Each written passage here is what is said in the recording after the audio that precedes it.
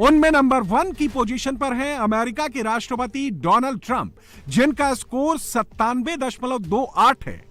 दूसरे नंबर पर हैं चीन के राष्ट्रपति शी जिनपिंग। इस रिपोर्ट में इनका स्कोर 96.94 है।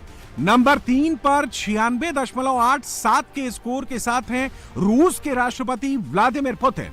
और मोस्ट पावरफुल पॉलिटिकल लीडर की इस रिपोर्ट में नंबर 4 पर हैं भारत के प्रधानमंत्री मोदी, जिनका स्कोर 96.78 है। फ्रांस के राष्ट्रपति मैक्रो 96.68 के स्कोर के साथ 5वें नंबर पर है। मोदी से नीचे हैं यही हार Japan, Italy, Germany, south Korea का भी है। इन देशों के लीडर्स भी मोदी से काफी नीचे हैं। अब एक और बात नोट कीजिए, लंदन में Narendra Modi British prime minister Keir Starmer से मिले।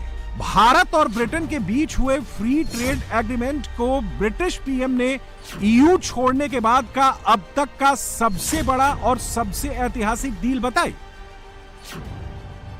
लेकिन आप ये जानकर चौंक जाएंगे कि मोस्ट पावरफुल पॉलिटिकल लीडर की रिपोर्ट में खुद ब्रिटिश पीएम की रैंकिंग काफी नीचे है।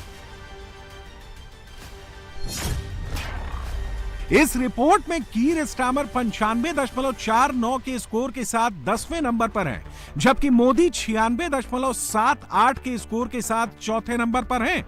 इस रिपोर्ट में पाकिस्तान का प्रधानमंत्री तो टॉप 20 में भी शामिल नहीं है। शहबाज शरीफ 90.91 के स्कोर के साथ 29वें नंबर पर है। इसी से आप अंदाजा लगा सकते हैं कि ग्लोबल स्टेज पर सबसे ताकतवर लीडर के तौर पर मोदी ना सिर्फ बाकियों से कहीं आगे हैं, बल्कि वो जहां जाते हैं ये मेक श्योर करते हैं कि भारत की बात पूरी दुनिया में गूंजे। और मोदी का बढ़ता कद देखकर इस वक्त पाकिस्तान को बड़ी मिर्ची लग रही है। For a moment Narendra Modi साहब की जो लॉटरी है वो निकल आई है कि वो फ्री ट्रेड एग्रीमेंट भी कर गए, ठीक है ना जी। और वो दूसरे नंबर पे जिसे कहते हैं ना, मतलब सारी चीज़ें उन्होंने अपने कंट्रोल में कर ली। दोबारा वो जीत गए, दोबारा वो इलेक्शन भी जीत गए, लोगों को भी साथ में ला लिया। बहुत कुछ उन्होंने जो है वो किया। सो मोदी साहब जो हैं वो is going to meet the king Charles. बड़ी बात है। Not all prime ministers who travel they are allowed to meet King Charles. ये एक important चीज़ है। This is something normally it doesn't happen. ये चीज़ आपको बताती है कि जो कीर स्टार्मर है वो कह रहा है कि ये मेरी पॉलिटिकल लाइफ का या मेरी पॉलिटिक्स के अंदर या मेरी प्राइम मिनिस्टरशिप में ये बहुत बड़ा इवेंट है। और जब मोदी पूरी ताकत के साथ हिंदुस्तान की बात वैश्विक मंच पर रखते हैं, तो उसके बाद जुलाई में जो अप्रूवल रेटिंग आती है उसमें ग्लोबल लीडर नंबर 1 की पोजीशन पर भी नरेंद्र मोदी ही नजर आते हैं।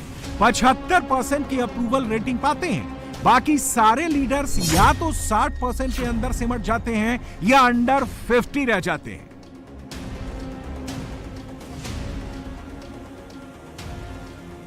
सीईओ वर्ल्ड मैगजीन ने 2025 के मोस्ट पावरफुल पॉलिटिकल लीडर पर निकाली रिपोर्ट में लीडर्स के लिए जो क्राइटेरिया रखा है उसमें सबसे अहम है उस देश के लीडर की डिसीजन मेकिंग क्षमता, रिस्क टेकिंग एबिलिटी और सेना को ताकत देने के मामले में पॉलिटिकल विल। मोदी में इस पॉलिटिकल विल की कोई कमी नहीं है और इसकी झांकी मई के महीने में पाकिस्तान देख चुका है। और अब नरेंद्र मोदी ने लंदन में खड़े होकर इस्लामाबाद और रावलपिंडी तक एक और मैसेज भेज दिया है। मुनीर को एक नए सरप्राइज का हिंट दे दिया है। पहलगाम में हुए आतंकवादी हमले की कठोर निंदा के लिए हम प्रधानमंत्री स्टार्मर और उनकी सरकार का आभार व्यक्त करते हैं। हम एक मत हैं कि आतंकवाद के खिलाफ लड़ाई में दोहरे मापदंडों का कोई स्थान नहीं है। हम इस बात पर भी सहमत हैं कि एक्सट्रीमिस्ट विचारधारा वाली शक्तियों को डेमोक्रेटिक फ्रीडम का दुरुपयोग नहीं करने दिया जा सकता। Those who misuse democratic freedoms to undermine democracy itself must be held account. Economic offenders के प्रत्यार्पण के विषय पर भी हमारी एजेंसी सहयोग और समन्वय से काम करती रहेगी। मोदी का ब्रिटेन दौरा वैसे तो पूरी तरह ट्रेड डील पर केंद्रित था, लेकिन ब्रिटिश प्राइम मिनिस्टर के सामने मोदी का पहलगाम के आतंकी हमले का जिक्र करना और आतंकवाद पर बात करना ये एक सोची समझी रणनीति थी और इसमें शहबाज और मुनीर के लिए मैसेजिंग थी। और वो मैसेजिंग ये थी कि भारत फिर हमला करेगा, पीछे नहीं हटेगा। सवाल है कि लंदन जाकर मोदी ने इशारों इशारों में रावलपिंडी तक संदेश क्यों पहुंचाया? इसकी वजह एक बार फिर पाकिस्तान से ही आई है।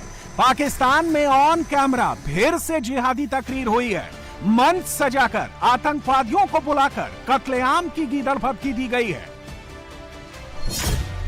और पिछली बार की तरह इस बार भी मोर्चा लश्कर ए तैयबा के आतंकियों ने ही संभाला है। मंच पर खड़े होकर नॉन स्टॉप जहर उगला है। मोदी, तुझे 15 साल जंगी जुनून था, तेरा किस काम के साथ पाला पड़ गया है? तेरा किस मुल्क के साथ पाला पड़ गया है? और किस अफवाज के साथ तूने मुकाबला करने का ये जो है ना इरादा किया है?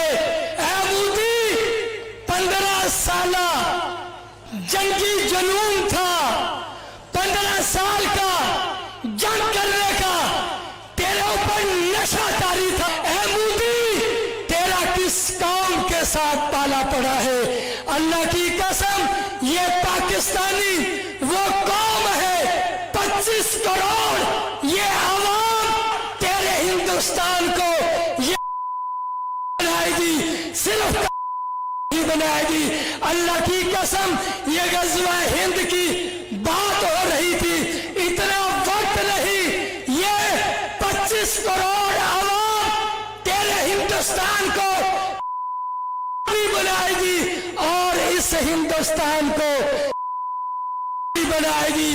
जब तक इस पाकिस्तान का एक बच्चा भी जिंदा है, जब तक हमारे जिस्मों के अंदर खून का आखिरी कतरा है, इंशाल्लाह इंशाल्लाह हम जिहाद करते रहेंगे।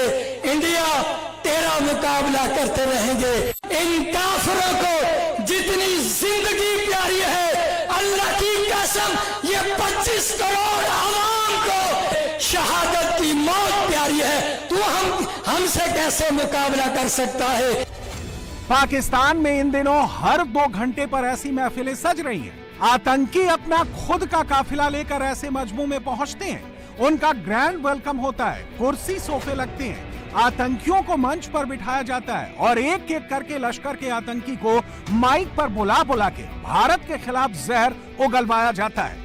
ऐसी रैलियों में लश्कर के आतंकी गर्दन उड़ाने की बातें करते हैं, मार दो, काट दो, ऐसे ऐसे नारे फुल वॉल्यूम में चलाए जाते हैं। और पाकिस्तान के गली मोहल्लों में खुले ऐसे टेरर कैंप्स की फुल वीडियोग्राफी होती है, सोशल मीडिया पर बाकायदा लाइव टेलीकास्ट होता है। हम गर्दनें मारेंगे, हम खून बहाएंगे, हम जिहाद करेंगे, जिहाद के लिए अपनी हर चीज को कुर्बान करेंगे, हिंदुस्तान को इंशाअल्लाह सफा हस्ती से मिटाएंगे। और मिटाओगे, अगर साथ दोगे तो बात आगे बढ़ेगी इंशाअल्लाह। अब इसके बाद जिहादे हिंद का, गज़वाए हिंद का आगाज हो गया है। ये गज़वाए हिंद इंशाअल्लाह ये तब तक चलेगा जब तक इनके खून को अच्छी तरह बहा नहीं लिया जाता। इनके जोड़ जोड़ पर मारो, इनकी गर्दनों पर मारो, जहां से इनको दुख होता है, दर्द होता है, वहां मारो। हम इंशाअल्लाह आपके सामने लोगों को जमा करेंगे, यही लोग खड़े होंगे। ये इंशाअल्लाह गज़वाए हिंद लड़ने के लिए तैयार है। और क्या तैयार हो? और गज़वाए हिंद के लिए तैयार हो? अगर आज ये हुक्म आ जाए कि सबने निकलना है, बॉर्डर की तरफ जाना है, जाने के लिए तैयार हो? और क्या हिंदुस्तान से बदला लेने के लिए तैयार हो? क्या इनके गर्दने मार करने के लिए तैयार हो? क्या इनका खून बहाने के लिए तैयार हो? सारे के सारे तैयार हैं फैसल भाई। आए आप इनको आगे बढ़ाएं, इंशाल्लाह पूरा काफिला तैयार है। अब 24 घंटे पहले की ये तस्वीरें देखिए। काली जैकेट और काली टोपी लगाए बैठा शख्स पाकिस्तान का कोई नेता नहीं है। ये लश्कर ए तैयबा का आतंकवादी कारी मोहम्मद याकूब शेख है। बस 24 घंटे पहले ये आतंकवादी पाकिस्तानी मौलाना फजलुर रहमान के साथ बंद कमरे में मीटिंग करता नजर आया। यह पाकिस्तान जैसे देश में ही मुमकिन हो सकता है कि जहां अमेरिका की तरफ से डेजिग्नेटेड आतंकी खुल्लम खुल्ला रैलियां भी करता है और पाकिस्तानी मीडिया को बुलाकर लाइव प्रेस कॉन्फ्रेंस भी करता है। बाद में यही आतंकवादी फुल प्रोटेक्शन में रोड शो निकालते हैं, खुल्लम खुल्ला हिंदुस्तान के खिलाफ जिहाद की कॉल देते हैं, गजवाए हिंद की बात करते हैं। आपको इजाजत दी जाती है, आप जिहाद करेंगे, आप लड़ाई करेंगे, आप मुकाबला करेंगे उन लोगों के साथ जिन्होंने आपको तंग किया है। कि दुनिया के अंदर कामयाबी चाहते हो, दुनिया के अंदर कामरानी चाहते हो, तो नुस्खा एक है, एक नुस्खा। और वो नुस्खा क्या है कि दुश्मनों को ललकारा जाए, उनको मारा जाए, उनको काटा जाए। और आज देख लीजिए कि हिंदुस्तान किस तरह मुसलमानों को ललकारता है। नहीं जानता कि हमारी तारीख तो जंगों की तारीख है। ये असला हमारा जेवर है। मुसलमान कभी इससे घबराया नहीं करता। और ये गाय का वाले ये क्या मुकाबला करेंगे मुसलमानों का, क्या मुकाबला करेंगे पाकिस्तानियों का। याद रखो हिंदुस्तानियों, तुमसे जुदा हुए थे, तुमसे अलग हुए थे, तो ला इलाहा इल्लल्लाह मुहम्मदुर रसूलुल्लाह सल्लल्लाहु अलैहि वसल्लम की बुनियाद पर आज तुझसे दुश्मनी है। इसी बुनियाद पर ये पाकिस्तानी तो इंतजार कर रहे थे, इंतजार। आज मौका तुमने दिया है, आज शुरुआत तुमने की है, इख्तिताम इंशाअल्लाह ताला पाकिस्तान करेगा। पाकिस्तान को कोई नुकसान नहीं पहुंचा सकते। अभी तो आगाज है, आगाज। अभी मुकाबला होगा, मैदान सजेगा। ये मुरीद के पर मस्जिद पर हमला करते हो, मस्जिद की एक ईंट का बदला जिस ईंट को तुमने गिराया है, इंशाअल्लाह ताला सारा हिंदुस्तान खत्म करेंगे इंशाअल्लाह। पाकिस्तान के अंदर मसाजिद के ऊपर हमला करते हो, बम बरसाते हो, मिसाइल बरसाते हो। ये हालात उस वक्त है जब कुछ घंटों पहले ही पाकिस्तानी पीएम शहबाज शरीफ भारत से बातचीत के लिए गिड़गिड़ाता नजर आया है। शहबाज शरीफ ने भारत से बातचीत की पेशकश 23 जुलाई को उस वक्त की जब वो पाकिस्तान में ब्रिटेन की हाई कमिश्नर जेन मैरियट से मिल रहे थे। ये उसी मुलाकात की तस्वीरें हैं। लेकिन भारत पाकिस्तान का इरादा अच्छी तरह से जानता है। मुनीर और शहबाज भरोसे लायक नहीं है और इसकी वजह आपकी स्क्रीन पर है। टेरर और टॉक एक साथ नहीं हो सकते। ब्रिटिश हाई कमिश्नर के सामने टॉक की बात करने वाला पाकिस्तान भारत पर कैसे टेरर अटैक करना चाहता है, इसका एक और सबूत देख लीजिए। वक्त करीब है, तुम्हारे नापाक कदम इंशाअल्लाह पीछे धकेले जाएंगे। श्रीनगर से पीछे धकेले जाएंगे, अनंतनाग से पीछे धकेले जाएंगे, पुलवामा से पीछे धकेले जाएंगे और पहलगाम से इंशाअल्लाह उल अजीज तुम्हारे नापाक कदम पीछे धकेले जाएंगे। जम्मू से तुम्हारे नापाक कदम पीछे धकेले जाएंगे। सैयद अली गिलानी ख्वाब देखते हुए चले गए, आसिया इंदिरा भी जेल में ख्वाब देख रही है। और मैं कहता हूं आप देख लीजिए, पूरी की पूरी हुर्रियत की क़यादत हिंदुस्तान ने पकड़कर जेल में बंद की है। इंशाअल्लाह अब जेलों से रिहाइयों का वक्त आएगा। अब तो इंशाअल्लाह बदलों का वक्त आएगा। हम तुमसे बाबरी मस्जिद का बदला लेंगे, हम तुमसे हिंदुस्तान में दीगर शहीद की जाने वाली मसाजिद का बदला लेंगे। अपनी पार्लियामेंट की इमारत में अखंड भारत के नक्शे लगाते हो और चेतावनी मोदी, तेरे लिए चेतावनी मोदी, तुझे खुली धमकी।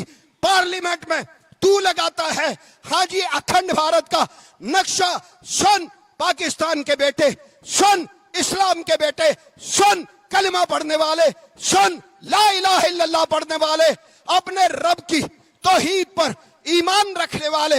इंशाअल्लाह अजीज अखंड भारत नहीं होगा, खंड खंड भारत होगा इंशाअल्लाह। इंशाअल्लाह तेरी गर्दन दबोचेंगे मोदी। पाकिस्तान ने कहा था जंग शुरू तुम करोगे, इंशाअल्लाह इख्तिताम हम करेंगे। आगाज जो है वो तुम्हारी तरफ से तुम्हारी मर्जी का होगा, अंजाम इंशाअल्लाह हमारी तरफ से हमारी मर्जी का होगा। इंशाअल्लाह भारत को अंजाम की तरफ लेके जाएंगे, इंशाअल्लाह भारत को अंजाम की तरफ लेके जाएंगे इंशाअल्लाह। लेकिन मोदी ने यहां भी पाकिस्तान पर डिप्लोमेटिक स्ट्राइक कर डाली। बुधवार को शहबाज भारत से डायलॉग के लिए ब्रिटिश हाई कमिश्नर के सामने बैठकर रो रहा था और गुरुवार को मोदी ने लंदन में ब्रिटिश पीएम के साथ मिलकर पाकिस्तान को 2 लाइन वाला मैसेज भिजवा दिया। और मोदी का वो मैसेज था united against terror, no ifs no buts. यानी नरेंद्र मोदी लंदन सिर्फ यूके के साथ ट्रेड डील करने नहीं पहुंचे थे, मोदी तो पाकिस्तान और उसके आतंकवाद के 2 एंड को सील करने पहुंचे थे। और इसी पॉलिटिकल विल की वजह से, ऐसे डिसाइसिव फैसले लेने की वजह से आज नरेंद्र मोदी 2025 के मोस्ट पावरफुल पॉलिटिकल लीडर में 4थे नंबर पर मौजूद हैं। और हर बीतते दिन के साथ ग्लोबल स्टेज पर मोदी और हिंदुस्तान का इन्फ्लुएंस बढ़ता जा रहा है, जिससे शहबाज तो शहबाज मुनीर भी घबरा रहा है। योगी आदित्यनाथ ने एक ऐसा काम किया जो शुरुआत में तो छोटा लग रहा था, लेकिन धीरे धीरे उसके तार खुलते गए, तार जुड़ते भी गए, नेटवर्क पकड़ में आता गया। महाराष्ट्र, मध्य प्रदेश, गोवा, राजस्थान, उत्तराखंड, झारखंड तक जांच पहुंच गई है। यूपी के तो दर्जनों जिलों में इस रैकेट के लिंक मिल रहे हैं और गुर्गे पकड़ में आ रहे हैं।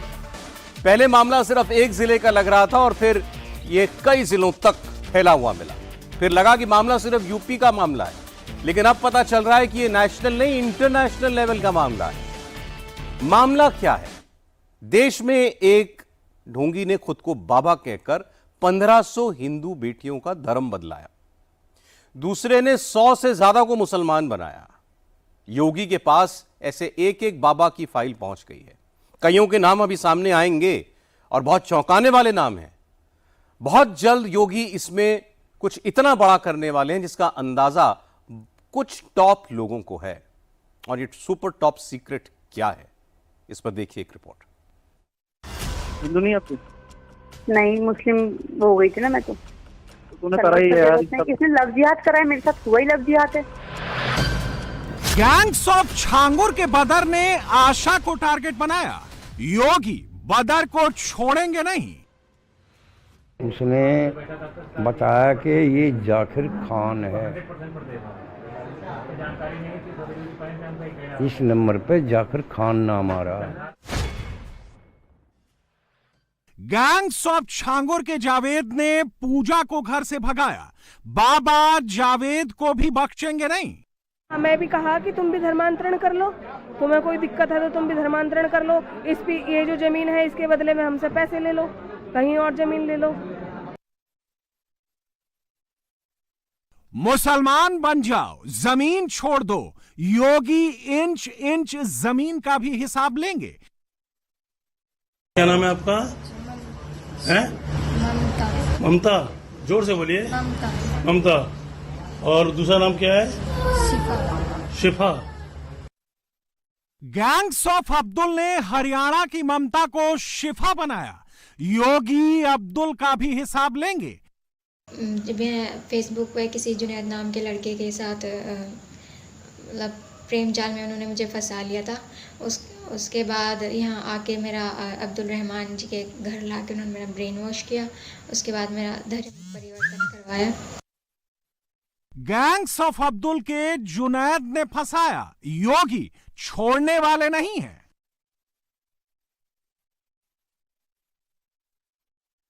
यूपी की धर्मांतरण गैंग्स पर योगी का ऑपरेशन चल रहा है।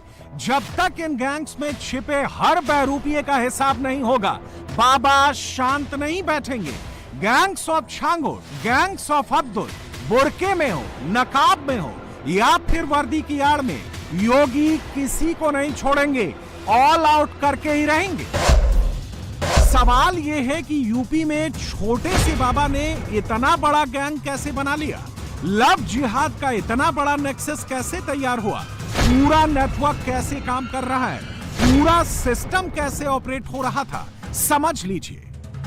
गैंग्स ऑफ छांगुर में सबसे मेन रोल नीतू उर्फ नसरीन, उसके पति नवीन उर्फ जलालुद्दीन का था। छांगुर ने हिंदू लड़कियों के धर्मांतरण के लिए सबसे पहले एक छलिया गैंग बनाया। छांगुर ने गैंग में खूबसूरत दिखने वाले मुसलमान लड़कों को शामिल किया, उन्हें हाथों में कलाबा पहनने, छत में हिंदू नाम रखने की ट्रेनिंग दी। इनका टारगेट हिंदू लड़कियों से पहले दोस्ती करना, निकाह करना और लव जिहाद करना रखा। इसके बाद एक एक कर हिंदू लड़कियों को घर से उठाया गया, उनकी पहचान बदली गई, धर्म बदला गया। गैंग्स ऑफ छांगुर ने ये कैसे किया, जान लीजिए। ये मेरठ की रहने वाली आशा नेगी हैं, जिनका पिछले 6 साल से कुछ नहीं पता। कहां गई, जिंदा हैं भी या नहीं, ये तक नहीं पता। आशा नेगी को गैंग्स ऑफ छांगुर के गुर्गे बदर सिद्दीकी ने लव जिहाद का शिकार बनाया। सबसे पहले बदर सिद्दीकी ने आशा नेगी को जाल में फंसाकर उसका धर्म बदलवाया, निकाह किया और आशा को अपने घर और परिवार से दूर कर दिया। तेरी पक्की शादी हो रखी है इससे? हाँ, मेरी वैसी हो रखी है, मतलब निकाह जो होता है रिलीजन चेंज करके निकाह हो रखा है। निकाह रजिस्टर्ड है निजामुद्दीन में। हाँ, बदर सिद्दीकी ने आशा नेगी के क्रेडिट कार्ड से 5 लाख रुपए का लोन उठा लिया, उसकी कमाई पर ऐश करने लगा। आशा जिस बदर पर भरोसा कर रही थी, दौलत लुटा रही थी, उसी बदर ने प्रिया नाम की दूसरी लड़की से भी निकाह कर लिया और आशा को जहर देकर मारने की साजिश तक रची गई। 3 महीने से घर नहीं आ रहा था, कुछ ऐसी बिजनेस का या कभी किसी का बोल के झूठ बोल देता था। तो मुझे लगा कि शायद होगा बिजी। फिर जब मेरे को पता चली, कुछ डिटेल्स आई, हम जब कहीं गए हुए थे तो घर से एक लड़की आती है, मेरे पीठ पीछे भी आती थी। जब मैं ऑफिस जाती थी तो मेरे पीछे भी आती थी घर पे कोई लड़की। पता चलता है कि उसने शादी कर लिया, ठीक है। उस लड़की से आर्य समाज मंदिर में शादी कर लिया, हमें तेरे साथ भी रहना है। मैंने कहा तो ये तो पॉसिबल नहीं कि मेरे साथ भी रहोगे और उसके साथ भी रहोगे, ये तो बिल्कुल भी पॉसिबल नहीं ना। तो कह रहे मैं उस लड़की को यहाँ ले आता हूँ, तुम दोनों साथ रह लो, ये बोलता है। मैंने कहा यार ये तो तुम बिल्कुल घटिया वाली बात बोल रहे हो। मुझे ना जहर देने तक की बात करी, मेरे पास वो रिकॉर्डिंग भी है कि मैं उसके लिए जहर लाई हूँ, उसको जहर दे दो, ये रिकॉर्डिंग तक है मेरे पास, पता है। आशा नेगी बदर के चंगुल से निकलकर भागना चाहती थी, मेरठ या देहरादून शिफ्ट होना चाहती थी। उसने पूरी तैयारी कर ली थी, वो किसी भी तरह छांगुर के जाल से बाहर निकलने की कोशिश कर रही थी। कोई बात नहीं, जितना मैंने अब तक झेला, मैंने कहा मैं झेल लूंगी। अभी मैं जॉब करती हूँ एक कंपनी में, मैनेजर हूँ वहाँ। में भी ज्यादा अच्छी सैलरी नहीं, वो 25,000 मिल रही है नोएडा में, ठीक है। तो मैंने कहा कोई बात नहीं, मैं जैसा भी कर लूंगी। मैं ये सोची इसकी पुलिस में कंप्लेन करा के इसे अंदर करवा के, ठीक है, सारा सामान मैं बेच दूंगी। ये बलरामपुर की पूजा के पिता रघुनाथ हैं। गैंग्स ऑफ छांगुर इनके घर में तबीयत ठीक कराने का दावा कर एंटर हुआ, बरकत का दावा किया और फिर एक दिन अचानक इनकी बेटी गायब हो गई। मेरा बलरामपुर से रहने वाला, हमारा नाम रघुनाथ है और ये लोग वहीं पर आते जाते थे, लड़के लड़कों को पता नहीं क्या क्या कैसे कहाँ रात बिहार लेकर वहाँ बाबा के पास गए। घर से गायब चल रही पूजा अकेली लड़की नहीं है। गैंग्स ऑफ छांगुर ने कई हिंदू बेटियों को फंसाकर घर से गायब कर दिया है। कई महीनों से, कई सालों से उनका कोई अता पता नहीं है। सूत्रों का कहना है कि छांगुर ने लव जिहाद के लिए अपनी गैंग में 1000 से ज्यादा मुसलमान लड़के रिक्रूट किए थे। इन्हें 30 साल की कम उम्र की हिंदू लड़की फंसाने का टारगेट सेट किया गया था। हमें पता लगा ये मजार में जाती है, कभी अरथला कभी दादरी। तो हमने उससे जोर दबाव डाला। मैंने कि हमने पूछताछ करी, रोक रोकथाम किया। मैंने कि तू मजार में क्यों जाती है, कभी लेट हो जाए तो। फिर हम फ़ोन करें तो कहाँ है, मैं प्रसाद चढ़ा ली हूँ। मैंने कि तेरा क्या मैटर है, प्रसाद तो हम भी नहीं चढ़ाते हैं। तो घर आके फिर हमने और जोर दबाव डाला। मैंने कि तू क्यों जाती है वहाँ।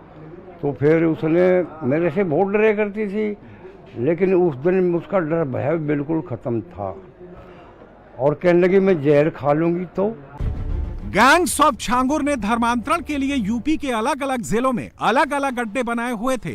इस गैंग का पूरा नेटवर्क यूपी के कई जिलों में एक्टिव था। देश के कई राज्यों में इनका काम जोर शोर से चल रहा था। यूपी के अलावा महाराष्ट्र, बिहार, पश्चिम बंगाल, कर्नाटक, तमिलनाडु तक ये गैंग फैला हुआ है। यूपी में पीलीभीत, लखीमपुर, श्रावस्ती, बहराइच, बलरामपुर, सिद्धार्थनगर और महाराजगंज में इनका मेन फोकस था। छांगुर बाबा को 3 साल पहले वहाँ पे देखा गया था। आया था वो? बिल्कुल आया था, हमने खुद ने देखा है वहाँ पे उसको। जब वो आया था तब हमें पता नहीं था कि ये छांगुर है, लेकिन हमने एक बार उसकी टीवी पे देखा कि ये तो छांगुर है। फिर हमने कहा अपने घर में, अरे ये तो छांगुर तो यहाँ पे भी आया था पीर पे, ये जो अवैध पीर बना रखा है। मैं भी कहा कि तुम भी धर्मांतरण कर लो, तुम्हें कोई दिक्कत है तो तुम भी धर्मांतरण कर लो। ये जो जमीन है इसके बदले में हमसे पैसे ले लो, कहीं और जमीन ले लो। छांगुर को पता था कि किसी न किसी दिन वो पकड़ा जा सकता है, उसके गैंग की पोल खुल सकती है, इसलिए उसने पहले से ही अपने बचने का इंतजाम भी शुरू कर दिया था। बलरामपुर में तैनात कई अफसरों से छांगुर ने साठगांठ कर ली थी। जब कोई भी उसकी शिकायत लेकर जाता तो उस पर एक्शन नहीं होता था। ये कैसे होता था, देख लीजिए। पुलिस वर्दी में खड़े इन अफसर का नाम है अब्दुल रहमान सिद्दीकी। 2019 में ये मेरठ के सिविल लाइंस थाना प्रभारी थे। 2019 में जब आशा नेगी अचानक गायब हुई, तब उनके परिजन शिकायत लेकर अब्दुल रहमान सिद्दीकी के पास गए, लेकिन सिद्दीकी ने आशा के परिवार को थाने से फटकार कर भगा दिया, धमकी भी दी। योगी सरकार ने अब्दुल रहमान सिद्दीकी को जांच में लापरवाही बरतने पर सस्पेंड कर दिया है और आशा नेगी की तलाश तेज कर दी है। छांगुर की फाइल योगी आदित्यनाथ के टेबल पर सबसे ऊपर रखी हुई है। लव जिहाद के अलावा छांगुर के फंडिंग और विदेशी कनेक्शन की भी एटीएस जांच कर रही है। छांगुर को धर्मांतरण के खेल के लिए मुस्लिम वर्ल्ड से पैसा मिल रहा था। उससे जुड़े 22 खातों में कुल 60 करोड़ रुपए की रकम का पता लग चुका है। 40 करोड़ की 10 प्रॉपर्टी की जानकारी मिल चुकी है। छांगुर की खासम खास नीतू उर्फ नसरीन के स्विट्जरलैंड अकाउंट की भी जानकारी मिली है। नीतू के पति नवीन की खोली गई शेल कंपनियों की जानकारी भी मिल चुकी है। छांगुर के अलावा अब्दुल रहमान गैंग भी योगी के टारगेट पर आ चुका है। इस गैंग का नेटवर्क भी छांगुर की तरह कई राज्यों में फैला था। अब्दुल रहमान ने दिल्ली, राजस्थान, उत्तराखंड, उत्तर प्रदेश, पश्चिम बंगाल और गोवा में धर्मांतरण का जाल बिछाया हुआ था। अब्दुल रहमान ने अलग अलग राज्यों में कई लोगों का धर्मांतरण कराया है। यूपी के बरेली, अलीगढ़, रायबरेली, गाजियाबाद में भी ये रैकेट एक्टिव है और पुलिस विक्टिम्स की तलाश कर रही है। ये गैंग भी एक सेट पैटर्न पर काम करता था। इसके सबूत आरोपियों के मोबाइल से पुलिस के हाथ लगे हैं। पुलिस को आरोपियों के एक इंस्टाग्राम अकाउंट की जानकारी मिली है। इस पर धर्मांतरण से जुड़े वीडियो पोस्ट किए जाते थे। इन वीडियोस में कन्वर्ट की गई महिलाओं से इस्लाम की तारीफ कराई जाती थी। हिंदू से मुसलमान बनने के बाद जिंदगी में आए बदलाव दिखाए जाते थे। अब्दुल रहमान का गैंग पहले सोशल मीडिया पर हिंदू लड़कियों को ट्रैक करता था। इंस्टाग्राम, फेसबुक जैसी सोशल साइट्स पर लड़कियों से दोस्ती की जाती। उसके बाद ऐसे वीडियोस दिखाकर उनका ब्रेन वॉश किया जाता। हिंदू धर्म छोड़ने के बदले अच्छी लाइफ, पैसा और मकान ऑफर किया जाता था। इसके लिए अब्दुल रहमान के गैंग को कनाडा, लंदन और यूएई से फंडिंग होती थी। अब्दुल रहमान गैंग ने भी कई हिंदू लड़कियों को टारगेट किया है। कई लड़कियों को बंधक बनाकर रखा है और इसके सबूत पुलिस के हाथ लग चुके हैं। क्या नाम है आपका? है ममता। ममता, जोर से बोलिए। ममता। ममता। और दूसरा नाम क्या है? शिफा। शिफा। अच्छा शिफा, ये नाम आपने कब रखा शिफा? ये तो काफी दिन हो गए। कितने दिन हो गए? 3 साल हो गए। 2-3 साल हो गए। अच्छा, कहाँ की रहने वाली हो बेटा? सांपला। किसके यहाँ रह रही हो ये बताओ? किसका घर है ये? किसका घर है? अब्दुल रहमान का घर है। ममता से शिफा बनी ये लड़की फरवरी में अब्दुल रहमान के घर आई थी, तभी से उसे बंधक बनाकर रखा गया था। लेकिन इससे पहले ममता के साथ क्या हुआ, जान लीजिए। ममता की दोस्ती फेसबुक पर जुनैद नाम के लड़के से हुई। जुनैद के जरिए ममता को अब्दुल रहमान के घर लाया गया और ब्रेन वॉश कर धर्म बदलवा दिया गया। मैं फेसबुक पे किसी जुनैद नाम के लड़के के साथ मतलब प्रेम जाल में उन्होंने मुझे फंसा लिया था। उसके बाद यहाँ आके मेरा अब्दुल रहमान जी के घर लाके उन्होंने मेरा ब्रेन वॉश किया। उसके बाद मेरा धर्म परिवर्तन करवाया। तो उस अब्दुल रहमान को जो है आगरा पुलिस भी ढूंढ रही थी और अब्दुल रहमान के घर जो मैं एक बंधक की तरह भी रह रही थी और मैं वहाँ से खुद को निकालना भी चाह रही थी। तो जब अब्दुल रहमान को पकड़ा गया तो मुझे भी वहाँ से लाया गया। दिल्ली के मुस्तफाबाद में पुलिस ने जब अब्दुल रहमान के घर पर रेड डाली तो ममता और शिफा भी हाथ लग गई। अब्दुल के बेटे भी पुलिस को मिल गए और शिफा के बारे में अनजान भी बन गए। कौन है अब्दुल रहमान के बेटे? क्या नाम है आपका? अब्दुल रहीम। अब्दुल रहीम। ये कौन है लड़की? ये लड़की आई थी 4-5 महीने हो गए। अच्छा, किसी के थ्रू ही आई थी। किसके थ्रू आई थी? नाम बताइए। तो मुझे भी नहीं जानते, वही जानते हैं। अच्छा, तुम्हारा क्या नाम है? अब्दुल्ला। अब्दुल्ला। तुम कौन हो अब्दुल रहमान के? मैं लड़का हूँ उनका। और तुम? लड़का हूँ। अच्छा, तो ये लड़की को जानते हो? ये तुम्हारे घर में मिली है? कब से रह रही है यहाँ? ये जनवरी फरवरी से है यहाँ पर, 4-5 महीने हुए हैं। तो क्यों रह रही है यहाँ पे?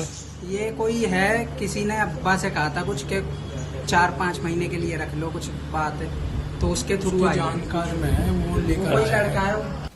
अब्दुल हो या छांगुर, दोनों का गैंग कई राज्यों में फैला हुआ है।